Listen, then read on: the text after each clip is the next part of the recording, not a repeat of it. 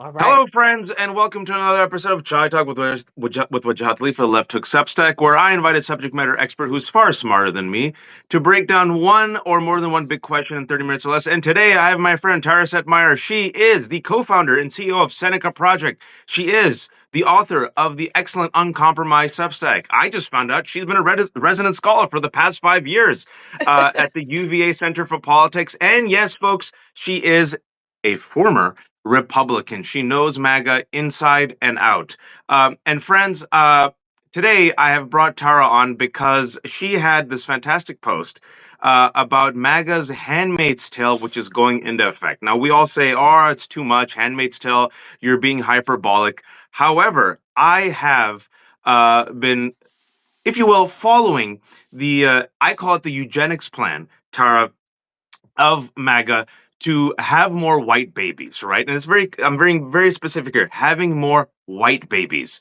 They Yeah. want more white babies. It's not brown babies, it's not black babies. They want more white babies. Can you please break down what inspired you to write this article, which is on your website? And you cited specifically a New York Times article that came out about, I think, 8 days ago, which is, I can't make this up, this is the headline: White House assesses ways to persuade women to have more babies. Yes. Well, Waj, it's good to be with you. And we are, fellow nerd Avengers over there with Mary Trump, who is also on the advisory board of my organization, the Seneca Project. And we're just thrilled that we get to finally collab and do some things that expand a little bit more of like what we're all involved in. And like this pro-natalism movement, which is what they're calling it now, is something that I think has flown under the radar for a long time. And you mentioned that you'd written about this a few years ago, and it really had only come to my attention in the last like year or so that this was like a real thing. It used to be out on the out on the fringes, where it's basically these people who are concerned about the birth rate and they're concerned that there's not enough white babies, as you pointed out. They don't say that outwardly, but people like Elon Musk say this. He's part of this. JD Vance is part of this. This is a much bigger, very, very nefarious effort to try to combat what they think is the great replacement theory, that there's too many black and brown folks and babies being born into the US, and that the white people are now going to be the minority and lose all their power. Unfortunately, the undertone of all of this is really what's fueled a lot of MAGA and a lot of Donald Trump's rise to power, and why so many people, why they used illegal immigration and migration and all of this as their hallmark issue. It's all because they're worried about being, quote, replaced. Tucker Carlson, another big proponent of all this. This has been an ongoing undercurrent of the whole great replacement theory, but the pronatalism part of this There you about go. like, oh, we are actually like going to pay people to have babies or create these policies that incentivize people to have babies coming into the forefront here as part of the national discussion where you're getting a full New York Times story on this. That's really where it starts to become alarming. You mentioned The Handmaid's Tale. I referenced this in my Substack last week about, it's MAGA, The Handmaid's Tale Part 2.0, because the idea of these people trying to mask the real story here as some kind of pro family BS is Yes. what's concerning me. They're trying to normalize this as if we're just people that love babies. Who doesn't love babies? That's always what they do. They mask what's really going on underneath it. And I do something called the Setmayer sound off for Don Lemon's network. And that was my sound off because I saw this story where they're trying to normalize this movement of people who are like literally going through IVF and paying all this money so they can be able to pick the characteristics of their babies. Well, Again, it's a dog whistle for what they want, what they want here. It is this, they call themselves, there's this married couple, I think their last name is Collins, and they were on CNN recently too, pushing this as part of this big PR push, which is another thing. I'm like, where are these people coming all of a sudden out of nowhere and mainstreaming this? Pushing that, well, there's nothing wrong with us wanting to have certain qualities and characteristics of our babies. We have four, we want another one, and we're hipster, they call themselves hipster eugenicists. Hipster eugenics, like, There's nothing hip about eugenics. The history of Remember this that a is couple of years awful. ago? Remember that first Trump administration? Oh, these are the new white nationalists with the nappy haircuts. Right. Still white nationalists and a Nazi. Yeah. And by the way, I think there's a technical glitch with Substack. We're doing this live. Apparently, there's no one on live. Usually, we get 1,000, 2,000 people. So I'm gonna have this up anyway as a chai talk, and we're gonna bring it up. Tara, I don't know if it's happening to you, but something up with Substack with zero so far. But it's fine. You're all gonna get it as a recording in a second. But I I'm see so numbers. Oh, I you see see. numbers. So it's Yeah, oh yeah. wonderful. So it's my mistake. Wonderful. I'm Yeah. glad for all the people joining. That's wonderful. Makes me so much so happy. Uh Yes. I did this TED Talk, Tara, 6 years ago. And just wait for it. It was called The Case for Having Babies. Just wait for it, though. I noticed that I was really curious about how in certain countries, United States of America, China, Japan, in the EU, there was a precipitous drop in birth rate, which has only Right. increased, right? It's called the total fertility rate. If you have a woman having about 2.1 kids, 2.2 kids, it keeps the birth rate kind of stable. But in the United States, EU, China, Japan, it's dropped to like 1.5. Everyone's trying to figure out why. So my speech at TED was a Trojan horse for progressive pro-natal policies and pro-immigration. Now, everything you just said right now, I mentioned the TED Talk, where Orban of Hungary, Donald Trump before Trump, according to Steve Bannon, obsessed with white babies, right? Putin, obsessed. They were giving women fridges. They're like, we'll give you a free fridge if you have a baby. And right now, they're saying in Trump's second administration, they want to give families extra $5,000. Yeah. Nothing was working, right? The irony here is the reason why the birth rate hasn't even dropped further down, Tara, is because of, wait for it, immigrants, black and brown folks that look like you and Yeah. me, right? Yeah. And what this administration is doing, as you've seen for the past 3 months, is trying to get rid of immigrants. So I think the key thing here is what you talk about, which media oftentimes doesn't talk about, is the underlying panic and fear here. What is the underlying white nationalism that drives it? And how can we get people to see that this whole trad wife phenomenon is twofold? Number one, it's racist. And number Yes. two, the other word they don't use, misogyny. Yes. Yes. And the racism and the misogyny part, they try to overlook. And the whole, I'm glad you brought up the trad wife comment because like I didn't even really know what that was until about a year ago. Like as JD Vance and like the Elon Musks of the world started bubbling up and a lot of these tech bros, because there's a connection here to that too with their obsession of like selecting who they want to populate the earth and how. But like this whole idea of trying to making trad wives cool, like Yeah. there's a conservative publication, I forget what it's called now, that's emerging where they're trying, it's like a conservative version of Cosmo, where they're Mm, trying to hide what this is really about, which is trying to put women back in the kitchen barefoot and pregnant, but they're trying yep. to glamorize it and make it like, oh, I'm cool and I'm hip and there's nothing wrong with me wanting to have 9 kids and stay at home in my, remodeled kitchen. Like it's really scary how they're trying to I normalize want this. And men to be men and I want women to be women. That's very key. right. That's correct. And it's like, look, if that's what you want to do and you want to have a bunch of kids and get married and stay home and raise them, good for you. God bless. But don't force that on other women and force that into the zeitgeist as being some type of like you're less than a woman unless you have 5 and 6 kids, which is what they're trying to do. They're trying to push these bigger families. They're trying to push this idea that that's the honorable role of women. In that New York Times story, they're talking about not only this $5,000, which we all know is a drop in the bucket. I don't have kids, but I have friends who have kids. You've got kids, I got a Waj, whole bunch of kids. I got 3 kids. right? You know that $5,000 is not going to last long. I mean, Nope. you can't go and have a kid in some places, and like $5,000 pays for you to walk in the door. Like it's a ridiculously low number. Number one. Number two, they want to offer motherhood medals, and the Wow. What's a motherhood yes, medal? yeah, that's if you have a certain amount of kids, you get like a medal as like a Purple Heart. And this whole thing about like motherhood medals and making mothers like some kind of heroes, that comes from like the days of Stalin. And I So you're mentioned like this, I write so you're this. like Riley Gaines of the motherhood. You placed fifth. You won't even get a medal. You're the Right. Riley. You won't even medal. Yeah. I won't get a medal. I'm a That's a childless deep cat cut, folks. lady. Right. Yes. I'm a child. I mean, I'm a childless cat lady, as you just saw, my kitty The Rafi. worst. Um, it's so I guess I'm not worthy. I'm not worthy of being recognized. And this is again like the history behind this. The Nazis did this too.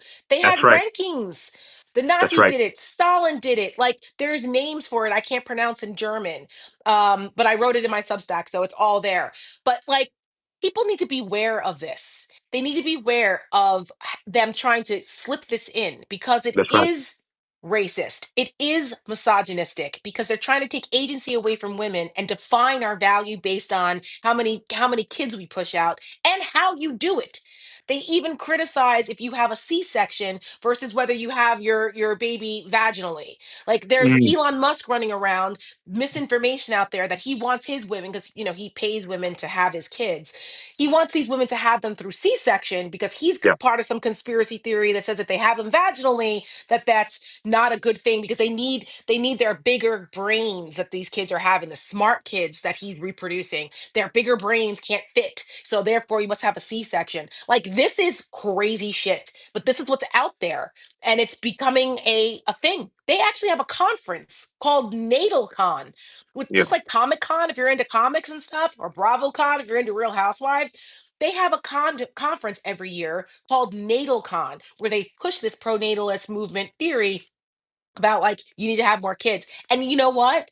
Guess who's dominated the dominating people who go to this thing? White men Yep. looking for partners to procreate with. It's very Handmaid's Tale, very creepy. And if you watch Handmaid's Tale, you know that it is a violent Christian There you go. fashionist thing that creates Gilead, that subjugates women into just being birthing vessels, and the ones that can't have kids, they turn into Marthas, which are like household maids and things like that, and cooks. And then if you're older, you're an aunt, and you're the one that basically trains the handmaids who are subjugated to the slavery of the commanders and their wives because they can't have children, and they rape you and force you to have kids because the fertility rate is dropping. I mean, sound It's familiar? yeah, they become enforcers. It's like people of color who become enforcers of white supremacy. It's the women who become enforcers of patriarchy. They get close to power and they get protected, and they say, "Okay, I will do this role. I'm the model. I'm the token, Yep. right?" And Yes. the Now, if you author of watch Handmaid. If you watch Handmaid's Tale, you know that the face promoting it is Serena Joy Waterford. It's a woman. Happy blonde white woman who's the wife of one of the leaders. Yes. And Margaret Atwood, the Canadian author who wrote Handmaid's Tale, she says, I just saw what was happening with, at that time, Iran and the rise of Ayatollah Khomeini and the Vilayat e the guardianship of the jurist, religious clergy, and the religious right in America. She said, I looked at it and I just put a little fictional spin on it, and fast forward, voila, we have it here. We talked about the racist component of it. That's key. Yeah. We talked about the misogynist component of it, right? Controlling of women. There's another component here that you just touched on, which I think is important to really get the whole angle here of what's happening. It's the religious component. And specifically, it's not Christian, it is the white Christian nationalist component of Yes. this, which ties together both race and misogyny. And, we saw inklings of this, but remember right before the election, Tara, Tucker Carlson, in one of the most disturbing speeches at a Trump rally, said, "We want Daddy to come back, and Daddy's Yes. gonna come back, and Daddy's gonna spank us Oh, like the little girl that we are." And everyone's like, yes. "Yeah!" Like the Not strong. everybody. Everybody there, but the rest of the world, normal folks were going, "Oh my God, no."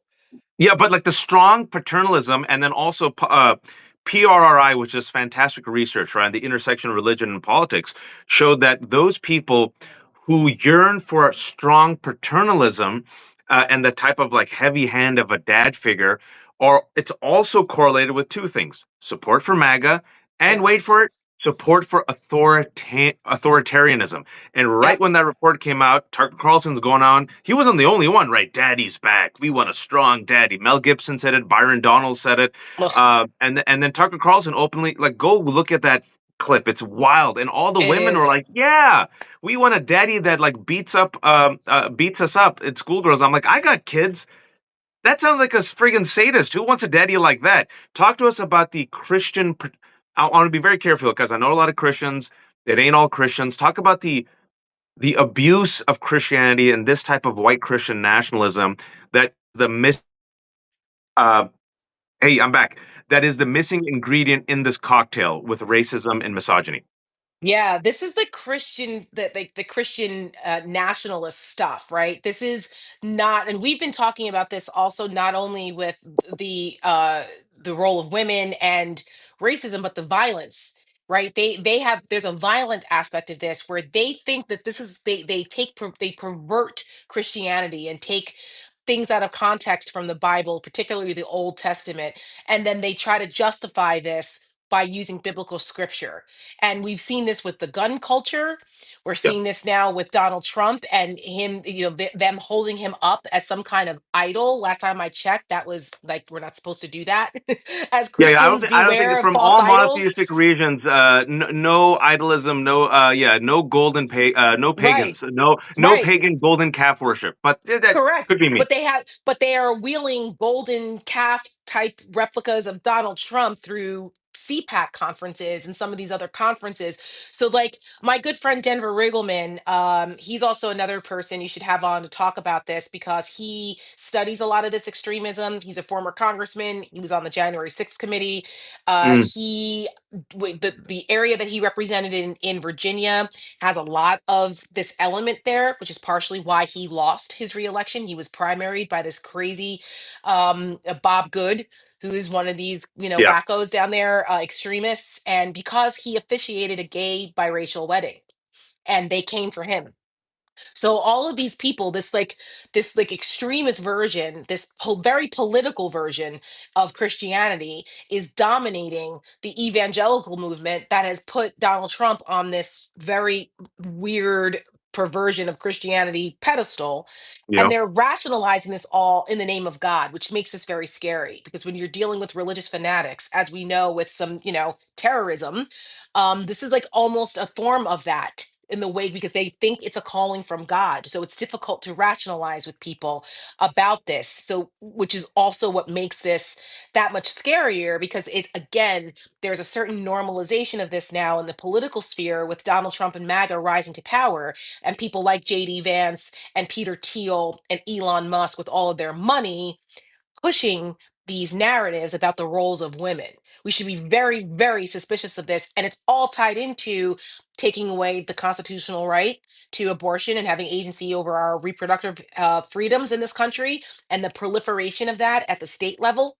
All of this is tied in to try to turn women into second class citizens who are at the whims of the patriarchy. And like, if you would have asked me 10 years ago, if I would be uttering these types of words, I would have told you were nuts.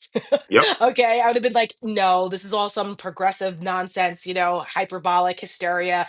And I have to say that watching what's happened to our country and watching the rise of Donald Trump and MAGA and how many people, particularly white women in this country, have fallen for this, it really opened my eyes to the greater threat that this poses and how our good friend Ruth Ben Ghiat, the historian who wrote Yeah, Strong Men, she wrote a chapter about how women are considered enemies of the state in authoritarian regimes, yep. which is why they try to come for us and try to take our rights away and our autonomy away because we are a threat to authoritarianism. And look at what's happening under Donald Trump and MAGA.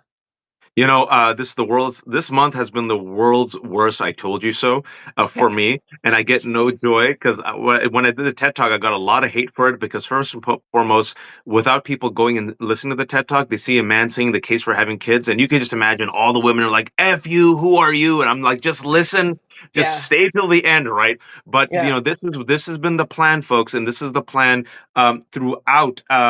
Any authoritarian regime is the control of women. And not just any authoritarian regime, folks. If you look at the DNA of extremist groups, take away the superficial. If you look at the DNA of extremist groups, whether it's Nazis, the KKK, whether it's ISIS, Al Qaeda, one of the consistent themes is the men have to be at the top, the women have to be at the bottom. We have to restore the natural order. The natural order is that the Mhm. men are the breadwinners, the men protect the women, and the women, their job is to protect the four corners of the home or the cave, and the women's job is to birth. the next warrior or prince who will save and restore the civilization. It is Yep. critical. This type of perverse patriarchy and misogyny is critical to the authoritarian project. Yep. And I feel like finally we're talking about racism after, 10 years. It isn't economic anxiety. We still haven't done a deep dive into the misogyny. And I'm so glad you mentioned the Elon Musk factor of it and Peter Thiel.